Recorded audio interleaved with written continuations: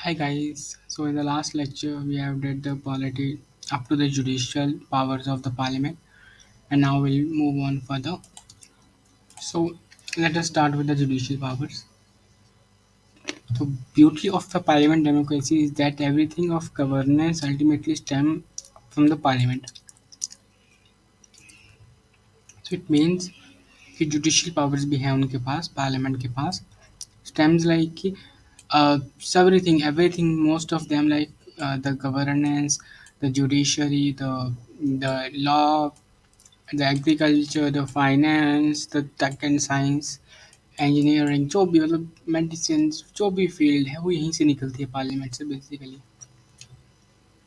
Election of president, vice president, and making government at center all have the significant participation. देखो participation president की elections हो, vice president को, सभी की है यहाँ पे, ठीक है. So the parliament has given the more power to collapse the central government. So मतलब पार्लियामेंट के पास ही पावर है सेंट्रल गवर्नमेंट को कोलैप्स करने की, इम्पीचमेंट करने की, इसकी प्रेसिडेंट की, removal of the supreme court और हाई कोर्ट के जजेस की, जो मेन जजेस होते हैं, ठीक है.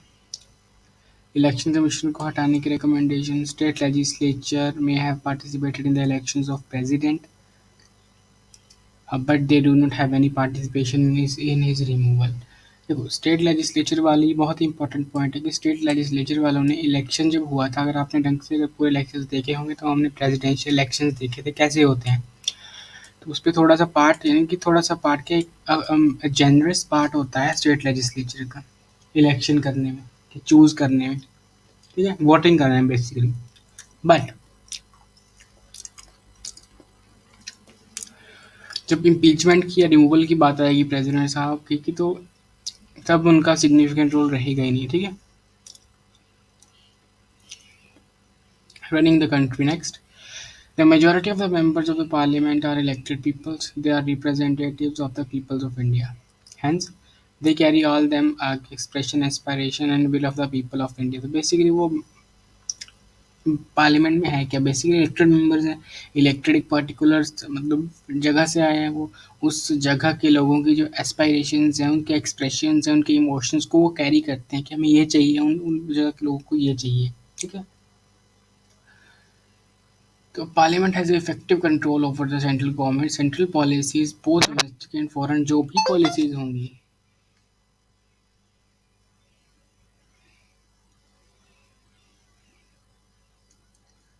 तो जो भी पॉलिसीज होंगी सेंट्रल गवर्नमेंट की या फिर स्टेट गवर्नमेंट की, that will go through the parliament. तो बेसिकली अगर आप देखें कलेक्टिवली देखें, एक पर्सन अगर कोई जम्मू कश्मीर के अनंतनाग से रिप्रेजेंट करके पार्लियामेंट में बैठा है, एमपी, तो वो टुगेदर जब ऐसे बहुत सारे इकट्ठे होंगे थ्रू आउट द इंडिया, तो वो एक कलेक्टिव विल को रिप्रेजेंट कर रहे हैं पीपल्स की, ठीक है. That is the true representation, the face of India in this effect, ठीक है. How does parliament run the country, तो will say constitutional authority. So in this is a parliament that has the power to amend the constitution. Of course, the parliament has been given the power to make changes in the constitution to fulfill the demands. देखो, कोई law 1947 में बना था, ठीक है. आज के समय उसकी उतनी वैलिडिटी है नहीं, उसको अमेंडमेंट्स की नीड है. तो पार्लियामेंट में वो पावर्स हैं कि उसको अमेंड करके आज के समय का बनाया जाए, ठीक है. This effectively makes the parliament A true supreme authority, ठीक है. और कॉन्स्टिट्यूशन अमेंड करने की पावर सभी के पास तो है नहीं, तो that makes a parliament a very nice authority, मतलब a good truly supreme authority.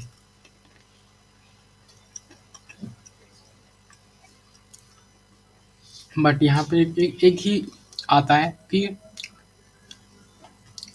अगर पार्लियामेंट कुछ चेंज करती है तो वो सुप्रीम कोर्ट के पास ज़रूर जाता है. Supreme court has the eyes on that कि ये जो कानून है या जो ये अमेंडमेंट की है, that is with in the limits of constitution. ऐसा तो नहीं है कि आप बेसिक स्ट्रक्चर को हिला दे रहे हैं कॉन्स्टिट्यूशन के इस अमेंडमेंट के लिए, बिकॉज बेसिक स्ट्रक्चर जो था वो चेंज नहीं होना चाहिए, otherwise you will just make the law according to the situation right now. There have been instances where the Supreme Court and the Parliament fought where the Supreme Court has nullified the laws made by the Parliament, such as National Judicial Appointment Commission 2014, and the Parliament has passed to reverse the decision given by the Supreme Court. तो Shah Bano case वाला ठीक है. Controlling and central government. Okay, controlling the central government. The central or the union government is collectively responsible to the parliament, of course. Basically, Lok Sabha क्योंकि वहाँ ज़्यादा members होते हैं. Parliament has many tools such as various motions, resolutions. हमने सब देखा हुआ ये सब कुछ ना, bills, proposals. Central government effectively has to always keep the house in confidence for any actions it takes affecting the countries both domestically and the internationally, of course.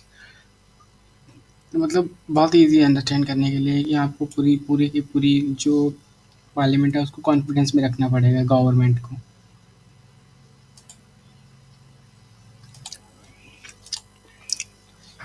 Moving further, the central government has to answer to the members of parliament for its actions, policies and decisions. कुछ भी अगर central government या union cabinet minister जो भी हैं decision लेते हैं या पॉलिसीज बनाते हैं, उनको इन्फॉर्म तो करना ही पड़ता है, बिकॉज बिल्स तभी पास होंगे, पॉलिसीज तभी बनेंगी जो पार्लियामेंट में आएंगी. पार्लियामेंट के पास कंट्रोल किसका है, और पार्लियामेंट बेसिकली लोकसभा के पास कंट्रोल किसका है, the consolidated fund of India, purse जिसके अंदर सब पैसा है इन गवर्नमेंट ऑफ इंडिया का. ठीक है, तो विदाउट द पार्लियामेंट के एसेंट के बिना मनी नहीं निकाली जा सकती, ये सब हम देख चुके हैं. ठीक है, देखो अगर एक्सेस मनी भी लगती है, एक्सेस मनी चाहिए भी अगर उनको, ठीक है, तो ये हम देख चुके हैं ग्रांट्स, तो भी पार्लियामेंट की परमिशन चाहिए. और इवन टोकन मनी भी अगर बच जाती है तो भी टोकन जाता है उसके लिए. Spending of the government is subject to constant monitoring and scrutiny of various parliamentary committees. This way, Parliament can control over the central government, and by disapproving the request for grants and disapproving during passing of the budget can express its loss of faith. Loss of faith कैसे दिखाना है, disapprove कर देना किसी grant को, ठीक है, उसको. The power to control is power to control the economy of the country. Very much true. Drive of change.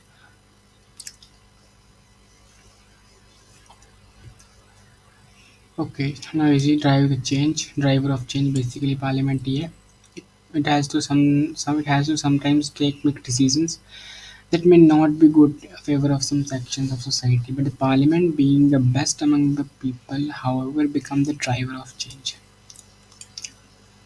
मतलब कुछ सेक्शन के लिए अगर वो लॉ ठीक नहीं है किसी एक कम्युनिटी के लिए, तो फिर parliament has the power to change it, है ना.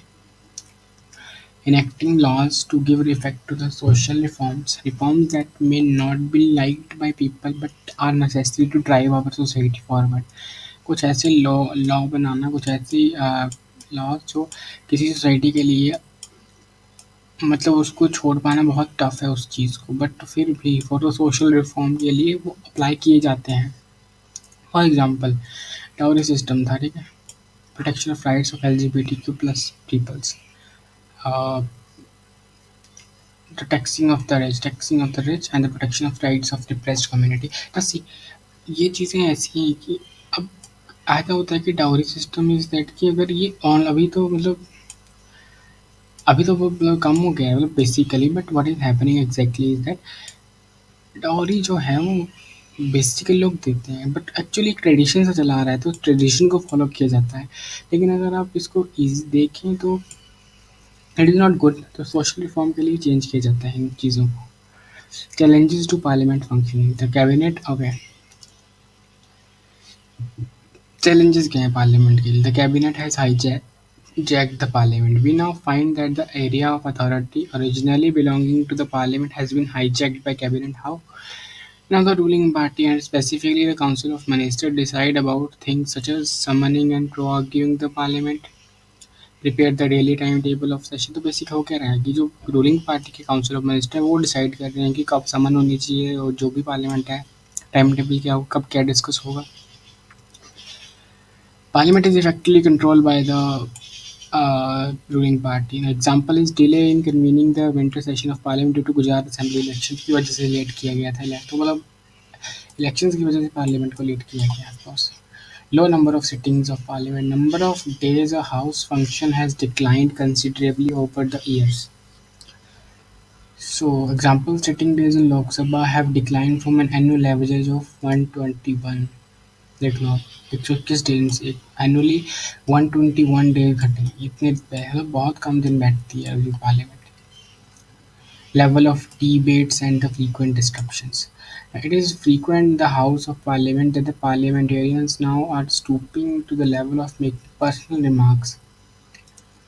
Opposition resorting to hooliganism to attract attraction, मतलब basically अट्रैक्शन के लिए किया जा रहा है, just for not the exact issues क्या उसको सॉल्व करने के लिए.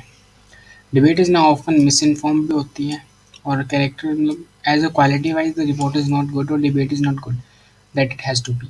Opposition parties instead of arguing, now they like disturb करने की. Arguing and disruption is another thing. So yeah, both having a thin line but very much different.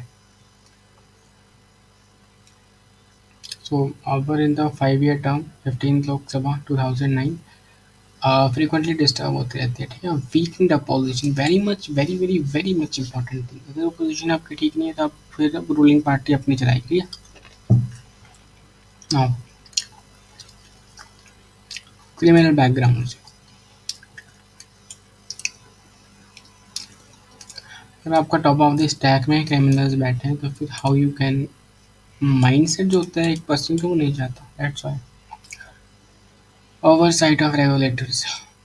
Certain functions that were carried out by minister previously are being now carried out by legislators.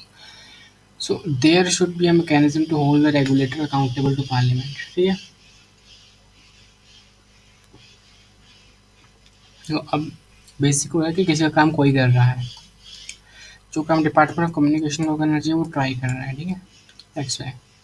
So this is overall productivity of the parliament. So this is like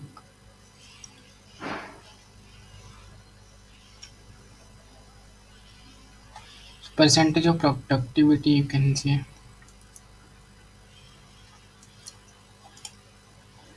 Suggestions for improvements.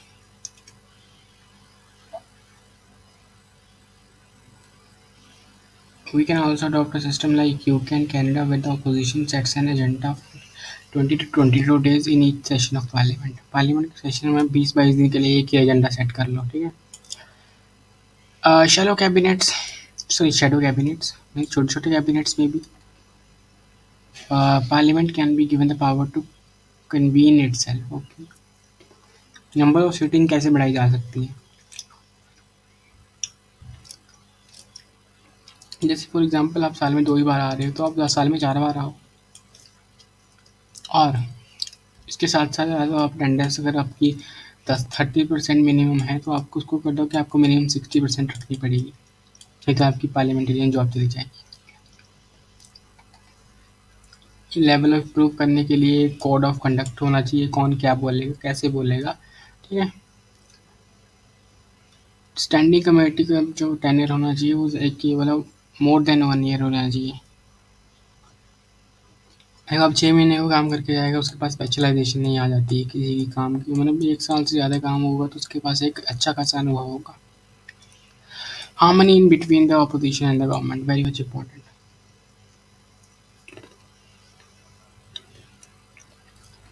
Strong opposition को कैसे किया जा सकता है, उसको ground level पे पता होना चाहिए सबसे पहले हो क्या रहा है. और सभी क्लासेस फॉर स्पेसिफिकली इंडिया की बात करें तो सभी क्लासेस से होने चाहिए ताकि सभी सेक्शंस का पता रहे. और बेसिक किसी भी पॉलिसी को अपोज करने से पहले उसको एक बात मतलब बेसिक क्या है कि किसी भी पॉलिसी को गवर्नमेंट की पॉलिसी आती है हर एक उसको हर एक वे से क्रिटिसाइज करना for your own benefit is not right. So whatever you have to do, like think like you are doing for the people. Yeah, even you are in the ruling opposite party, you can do the things for the people, of course. Reducing the criminal जो भी है उनको हटाओ, मतलब कम करो. Public accounts of reports of the parliamentary committees such as the Public Accounts Committee, Committee of Estimate and Committee of Public Undertaking should be debated and taken into account. Parliamentary committees को देखना चाहिए कि किसका काम वो है वही करे, उसके अलावा कोई ना। Comparison of Lok Sabha and Rajya Sabha.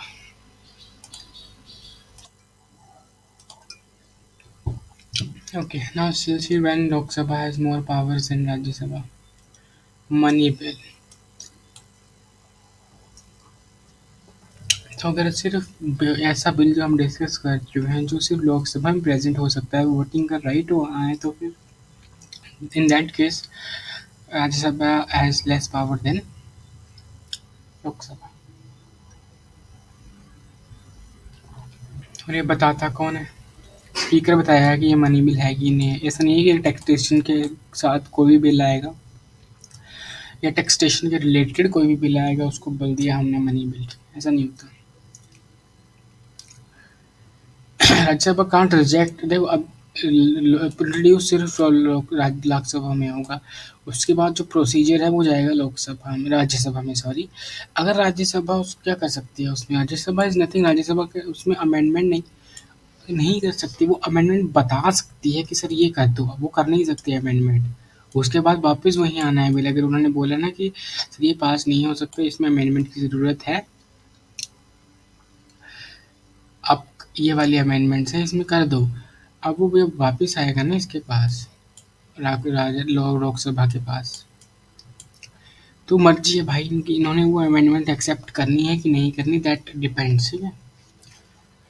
Joint sitting of the parliament, the president of joint sitting of parliament is the एक second, the president of the joint sitting of the parliament is speaker of Lok Sabha, we know all that, ठीक है।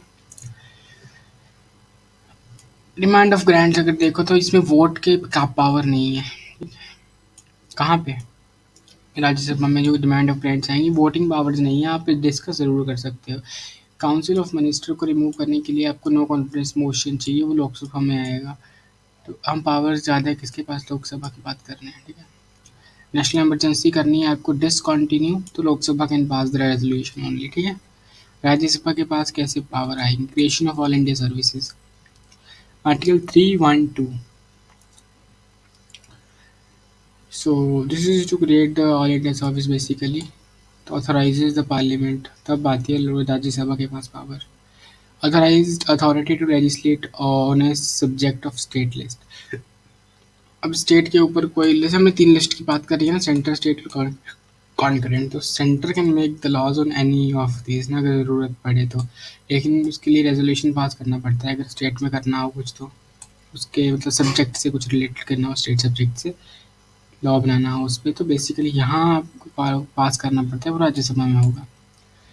Removal of Vice President, very much important, as the Vice President is the ex-officio chairman of Rajya Sabha. His removal process can only be initiated in Rajya Sabha. Very very importantly, you can note down that when both having equal powers, कोई भी passage bills होंगे basically, like देखो ordinary bills, constitutional amendment bills, financial bills involving expenditure from the consolidated fund of India, ठीक है। Election and impeachment के लिए approval of ordinance by the president of course, emergency approve करने के लिए, removal of जजेस के लिए, यूपीएससी के चेयरमैन को रखने के लिए, appointment of the PM of course. As per the constitution the PM and other ministers में बिलोंग टू ईदर हाउस, कहीं से भी हो सकते हैं, बट कलेक्टिवली वो लोकसभा को रिस्पॉन्सिबल होंगे of course. Now only just evaluate the Rajya Sabha, तो नीड क्या थी, डाउट सी है। तो let's see, such voices were also raised in the Constitutional Assembly on one such occasion. Dr. Bhimrao Ambedkar called the Rajya Sabha, so it is good but only in parts, grated eggs, ठीक है। Now राज्य सभा की criticism क्या है? Failure to act as champion of the interest of the state. This is generally attributed to the fact that there is no direct control of the state that members of Rajya Sabha seek to represent.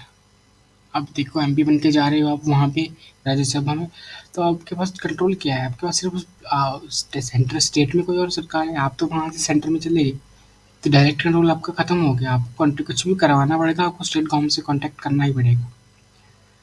ठीक है, coming next, useless as revising chamber. The role of the Rajya Sabha is a revising chamber has been questionable. Very few of the amendments suggested by Rajya Sabha are actually taken up by the Lok Sabha on the bill originated in Lok Sabha. कोई bill Lok Sabha में आया, वो राज्य से पास करके राज्यसभा में आ गया, उसने कुछ अमेंडमेंट्स दिखाई ना, तो यहाँ पे जब वापस आता है तो बहुत ही कम ऐसी अमेंडमेंट्स हैं जो माननी हो लोकसभा ने। दैट्स वाई रिवाइजिंग चैम्बर, मतलब कि हम रिवाइज करते जा रहे हैं, आप उसको मान नहीं रहे चीज़ को। ठीक है,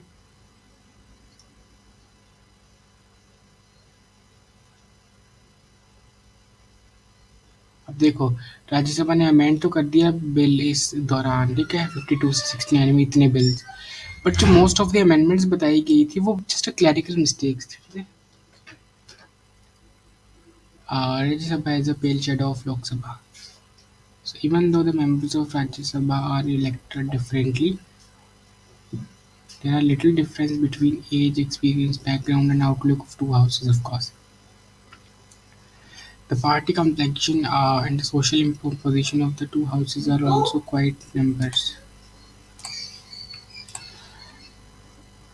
Now, even though the members of Rajya Sabha are elected differently, there is a difference between the experience ages के बीच में difference होता है, तो कोर्स आपके जो thoughts होते हैं, thought process होता है, tradition होता है, वो change हो जाता है. Let me just give some minute.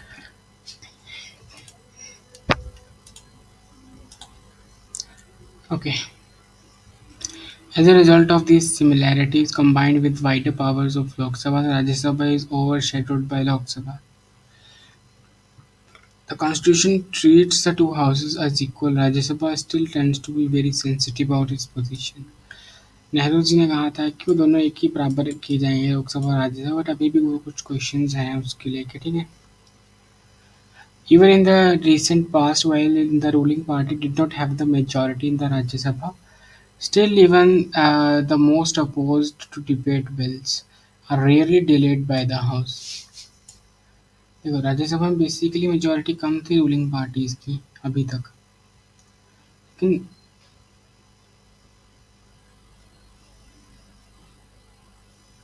Most oppose जो डिबेटेड बिल थे वो रेयरली डिले हुए हैं। ठीक है, तो डिलेइंग चैम्बर तो है, but some of the cases में ऐसा है क्यों नहीं होता। Rajya Sabha not emerged as a house of elders, so this is the questionable. We'll see it later. The Rajya Sabha is called House of Elders for a reason that here persons of mature wisdom and wide experiences debate questions of public policy in a non-partisan manner. Scenes of hooliganism and discipline are hardly less frequent in Rajya Sabha than Lok Sabha. तो मतलब अ, बहुत ही wiser like reason House of Elders is called because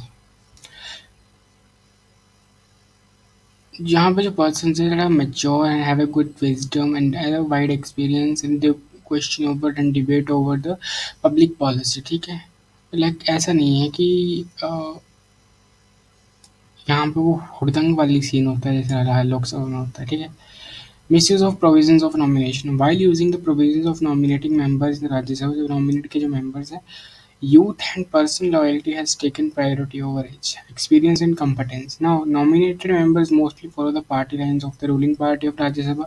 Even नए member तो आ रहे हैं, लेकिन उनको क्या है, उनको भी ग्रो करना है और वो खुद की ग्रोथ के लिए किसको फॉलो करेंगे? वो पार्टी को ही फॉलो करेंगे जिन्होंने उनको लोग जिस पार्टी ने उनको सीट दी है जो भी है। तो उसकी वजह से एक लूप सा बनता जा रहा है कि एक दूसरे को फॉलो किए जा रहे हो, आप एक सिंगुलैरिटी में पीपल्स के लिए खड़े नहीं हो रहे हो। तो फ्लॉज तो हैं, but it's also important, Rajya Sabha का नीट होना ही बहुत ज़रूरी है। और स्ट्रेंथन कैसे हो सकती है? मतलब सेकंड चैम्बर बोल सके हो, लेकिन सेकेंडरी नहीं बोल सकते आप कि सेकेंडरी इसकी मिला तो ठीक, नहीं मिला तो भी ठीक। It's not a secondary, it's a second important chamber. ठीक है,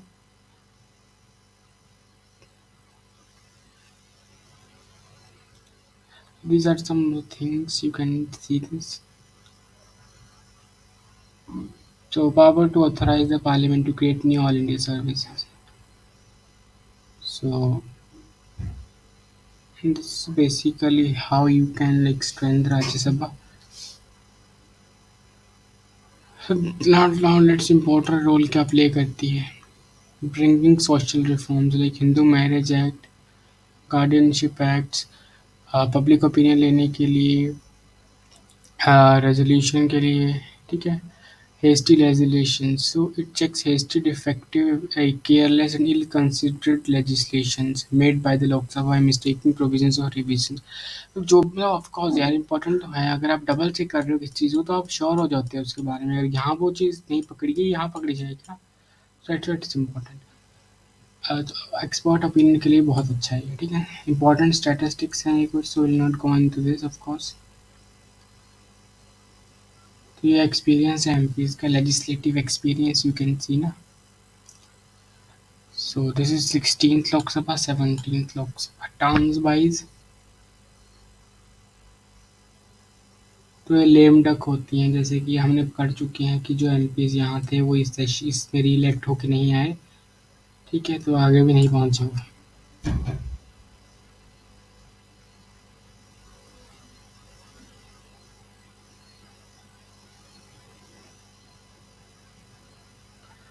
A large number of Lok Sabha members are now the younger age. The average age of Lok Sabha is now 54 years. This is not our task to do. Level of education, graduate level है सभी की maximum type. Coming next, women's. There are 78 women in the like parliaments. 17th in 17 जहाँ लोकसभा में है और राज्यसभा में 78 है, ठीक है.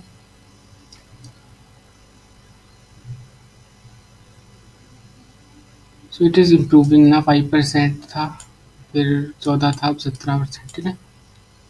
अभी अब 14% के अराउंड है. सो परसेंटेज इंक्रीज हो रही है धीरे धीरे. So it's a good thing.